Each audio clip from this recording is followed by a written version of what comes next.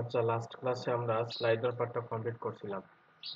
আজকে আমরা story about us ওই সেকশন, ওইখানে কিছু কিছু কমপ্লেক্স কাজ আছে, ওগুলো করে নিব, একদম ইজিলি করতে পারবো। জাস্ট ওইখানে একটা ইফেক্ট, জাস্ট ওই যে হবার হইলে আমাদের যে ওভারলে সহ দেখেন একটু উপরে যাচ্ছে আর নিচে একটা ব্যাকগ্রাউন্ড শো করতেছে, তাই না? ওই ব্যাকগ্রাউন্ডটা থাকবে এবং আমাদের ওভারলে যেটা আছে ওইটা একটু টপে এবং একটু লেফটে যাবে। তারপর নিচের সেকশন, এটা হচ্ছে কাউন্টার। আমরা আপাতত স্ট্যাটিক ভাবে করব। তারপর ওইখানে একটা প্লাগইন অ্যাক্টিভ করব। যখনই আমাদের পেজটা লোড হবে, লোড হওয়ার সাথে সাথে আমাদের কাউন্টারটা কি হবে, 1 থেকে স্টার্ট হয়ে 42 হবে, 123 ওইরকম হবে আর কি। খুবই চমৎকার একটা প্লাগইন আছে, ওইটা দিয়ে করে নেব আমরা। তারপর অ্যামেজিং সার্ভিস, ওইটাও খুবই ইজিলি করতে পারবো। ওইটা বুটস্ট্র্যাপে ওইটা ডিজাইন করাই আছে, জাস্ট আমরা ওগুলো চেঞ্জ করবো, ইমেজ চেঞ্জ করব। ওইটা হচ্ছে মিডিয়া, আমরা যদি মিডিয়া নামে কোনো এলিমেন্ট খুঁজি বুটস্ট্র্যাপে পেয়ে যাব। আমরা getbootstrap.com-এ যাই।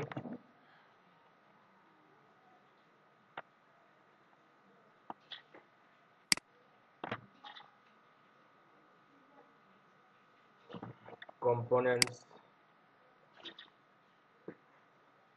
তারপরে ওইটার নাম হচ্ছে মিডিয়া অবজেক্ট মেবি। দেখেন পেয়ে গেছি আমরা। আমরা ওইটা জাস্ট ওইখানে ইমেজটা চেঞ্জ করব, টেক্সট চেঞ্জ করব, আমাদের মতো করে স্টাইল করে নেব। ওইটাই একদম ইজিলি করতে হবে, আমাদের এক্সট্রা কোনো কাজ করতে হচ্ছে না। যদি বুটস্ট্র্যাপ না থাকতো তাইলে কিন্তু আমাদের কিছু হ্যাসেল করা লাগতো, কিন্তু বুটস্ট্র্যাপ আছে, আমরা ইজিলি করতে পারবো। ওকে, ওই সেকশনটা কেমন হবে, ওইখানে একটা জিনিস লক্ষণীয় আছে, আমি লাস্ট ক্লাসে বলছিলাম আপনাদের, যে সেকশন হেডিং যেটা আছে, সেকশন হেডার, ওইখানে দেখতে পাচ্ছি একটা সাবটাইটেল আছে, একটা টাইটেল আছে। দেখেন প্রতিটা সেকশনে কিন্তু সেম সেম টাইটেল দেখতে পাচ্ছি আমরা। তো আমরা যদি একটা জায়গায় ডিজাইন করি, জাস্ট কি করব, প্রতিটা সেকশনে আমরা ওই যে ক্লাসগুলো এখানে ইউজ করব, ওই ক্লাসগুলো ডুপ্লিকেট করে দিলেই কিন্তু হয়ে যাবে, সবগুলোতে এক স্টাইল পেয়ে যাবে, আমাদের বারবার হেডার স্টাইল করতে হবে না। বুঝতে পারছেন? তারপর এখানে একটা বর্ডার দেখতে পাচ্ছি, আমরা বর্ডারটা বিফোর অথবা আফটার দিয়ে করব। অনেকে দেখবেন বর্ডারটা অনেকভাবে করে, তো আমরা একদম সিম্পলি এবং স্ট্যান্ডার্ড ওয়েতে যেভাবে করা যায় ওইভাবে ট্রাই করব। ওকে, সবাই শুনতে পাচ্ছেন তো, না প্রবলেম হচ্ছে?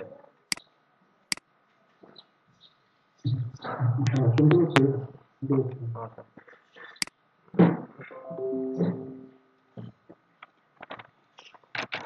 তো আমরা স্টার্ট করি। স্টোরি অ্যাবাউট আস,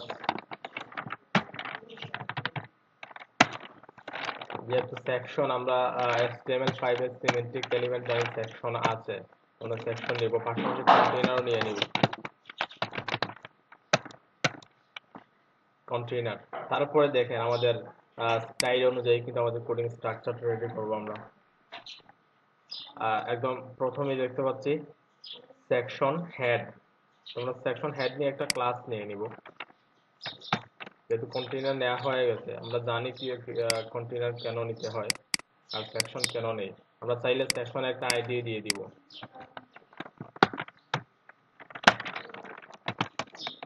আইডি কি দিব আমরা, যে অ্যাবাউট আস, অ্যাবাউট আন্ডারস্কোর আস। তো এই তো আমরা জানি আইডি হচ্ছে একটা ইউনিট, আমরা প্রতিটা সেকশনে একবার আইডি নিয়ে ট্রাই করব। যদি আমাদের একাধিকবার প্রয়োজন হয়, একান্ত প্রয়োজনে আমরা আইডি নিব, আদারওয়াইজ আমরা অলওয়েজ কি নিব, ক্লাসটা নিব।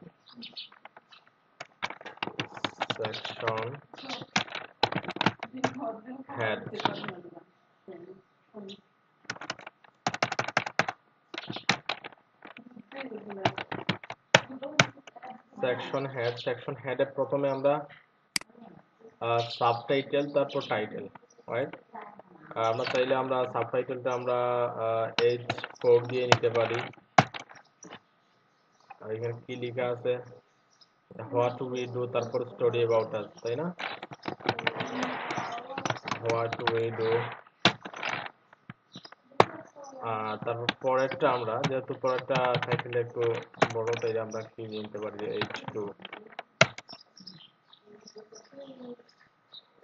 ওইখানে একটা জিনিস লক্ষণীয় আছে, আমি বলতেছি আপনাদের। আজ স্টোরি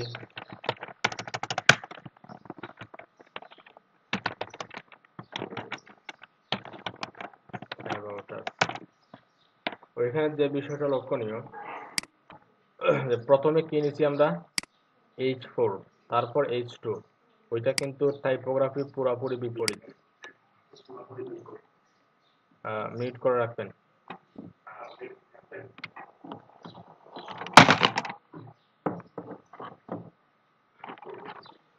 আর টাইপোগ্রাফি বুঝেন তো? মোটামুটি বেশি বোঝার দরকার নেই, একটু বুঝলেই হবে। টাইপোগ্রাফি হচ্ছে আমাদের যে জায়গায় যেটা নেয়ার দরকার ওইটাই নেয়াটাই হচ্ছে কি টাইপোগ্রাফি।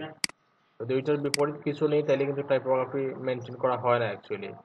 তো আমরা স্ট্যান্ডার্ড হচ্ছে প্রথমে H2 নেয়া, তারপরে H4 H6 যা নিয়ে নিব। কিন্তু আমরা প্রথমে এখানে কি নিয়েছি, H4 নিয়ে নিয়েছি, তারপরে H2। এটা হচ্ছে টাইপোগ্রাফির আন্ডার পড়ে না। তাইলে আমরা কিভাবে নিব, আমরা H4 যেটা আছে এটাকে একটু চেঞ্জ করে নেব। এটা H4 না দিয়ে আমরা স্পান দিয়ে নিয়ে নেব।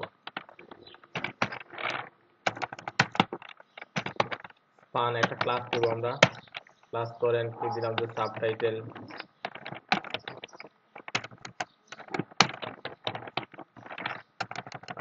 আমরা আন্ডারস্কোর ইউজ করা ট্রাই করব। এই তো এটা হচ্ছে টোটালি টাইপোগ্রাফি মেনটেন করা হইলো আমাদের। হ্যাঁ, স্পান নিতে পারি, তারপর আমরা স্টোর নিতে পারি, কোনো সমস্যা নেই। কিন্তু আরেকটা জিনিস বলি, ওটা নেওয়া যাবে, নিতে পারবো, আমাদের কাজ হবে, সব কিছুই হবে।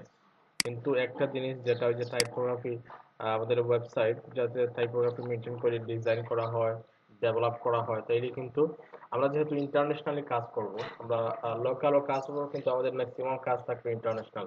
সেক্ষেত্রে যে কাজগুলো ওয়ার্ল্ড ওয়াইড চলে সেগুলোই আমরা মেনটেন করতে হবে, বুঝতে পারছেন? আমাদের তো সবার উদ্দেশ্য ফ্রিল্যান্সিং করা, তাই না? তো ফ্রিল্যান্সিং করতে গেলে কিন্তু একদম স্ট্যান্ডার্ড কাজটা শিখতে হবে। যে কাজ ওয়ার্ল্ডের যে কোনো ডেভেলপার দেখলেই যাতে সে বুঝে নেয় যে না কাজটা স্ট্যান্ডার্ড ভাবে করা হয়েছে। আমরা হয়তো কোনো ক্লায়েন্ট থাকতে পারে এরকম যে আমাদের কাছ থেকে ডেভেলপ না করিয়ে শুধু HTML CSS করিয়ে নিবে, এটা পিএইচডি ফাইল দিবে, পিএইচডি ফাইল দিয়ে বলবে যে এটা আগে ডেভেলপ করে দাও। সেক্ষেত্রে কিন্তু আমাদের HTML-টাও কিন্তু খুবই স্ট্যান্ডার্ড ভাবে কোডিং করতে হবে। আচ্ছা, এই তো হয়ে গেল। এখন একটু আউটপুট দেখি আমরা।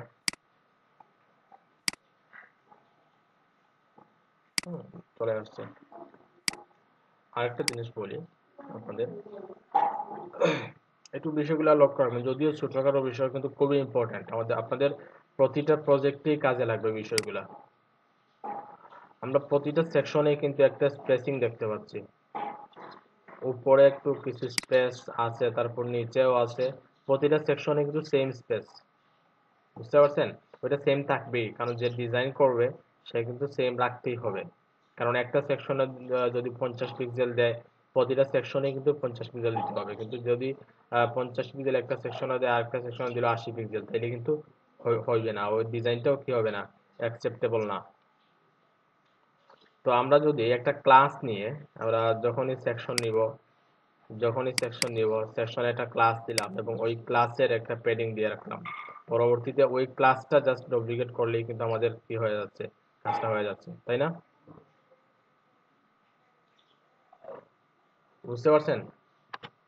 আচ্ছা, তাহলে একটা ক্লাস নিয়ে আমরা ক্লাসে একটা ক্লাস নেম দিব, ধরেন সেকশন প্যাডিং, অথবা আমরা সেক, তারপর প্যাডিং দিলাম, একটু সংক্ষেপ থাকলে ভালো আর কি।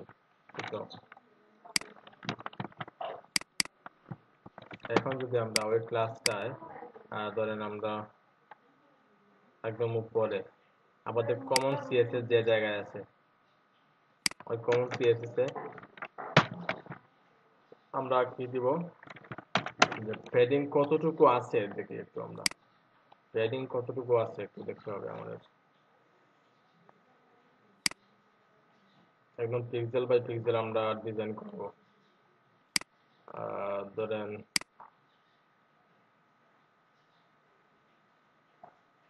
আমরা দেখতে পাচ্ছি 94, হাইট হচ্ছে 94, 94 হাইট, ওইখানে কতটুকু, ওইখানে 100। কিন্তু ওইটা কিন্তু ওইটা ওইটা 100 হবে না, যদি এখানে 94 হয় ওইটা 100 হবে না। এখন অনেকে বলতে পারেন তাহলে কি ডিজাইনে ভুল? অবশ্যই ভুল আছে, কারণ ওইখানে যে ডিজাইনটা করছে, যে ডিজাইন করছে সেও কিন্তু আমাদের মতো একজন মানুষ, তাই না? তার যে ভুল হবে না এরকম কিছু না। আমরা এজ এ ডেভেলপার, একজন ডেভেলপার হিসেবে খুবই ভেবে চিন্তে ডিজাইনটা কনভার্ট করব। এখন যে ডিজাইন করছে তারও ভুল থাকতে পারে, আমরা যদি ভুল থাকে তাই ওইটা আমরা, যদি ভুল থাকে ডিজাইনে, আমরা ডেভেলপ করার সময় ওইটা কি করে দিব, সঠিক করে দিব। বুঝতে পারছেন? এখন সে ডিজাইন করলে এখন ডিজাইনে যা আছে তাই দিতে হবে ওরকম কিছু না, যদি কোথাও ভুল থাকে হ্যাঁ ওইটাকে কারেক্ট করে দিতে হবে। তাহলে ওইখানে 94 দেখছি আমরা, ওইখানে আমরা 94ই দিব।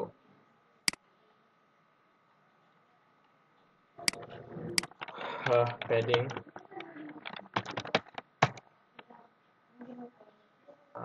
উপরে নিচে দিলাম আমরা কতটুকু, 95। আবার 95 কিন্তু অনেক বড় হয়ে যাবে আমাদের। আমরা যেটা করব উপর নিচে দিব, ধরেন 90 ডিগ্রি দিলাম, আর ডানে বামে 0, ডানে বামে 0 হবে।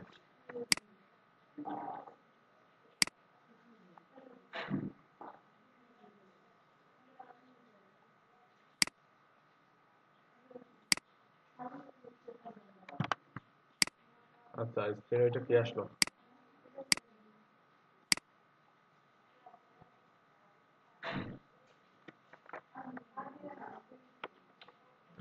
কন্ট্রোল,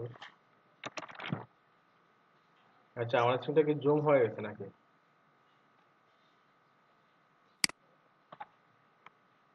কিছু তো হয় না, এইদিকে আমরা ওইটা দেখতে পাচ্ছি ভাই, বক্সের মতো। ওইটা কি শর্টকাট, মেবি শর্টকাট ইউজ করা এর জন্য এরকম হয়েছে। কন্ট্রোল ডি দিলে হবে না? না, কন্ট্রোল ডি তো ডুপ্লিকেট এটা। আপনারা ভিডিওটা সেভ করে নিতে হয়ে যাবে, পরবর্তীতে দুইটা একসাথে করে দিব।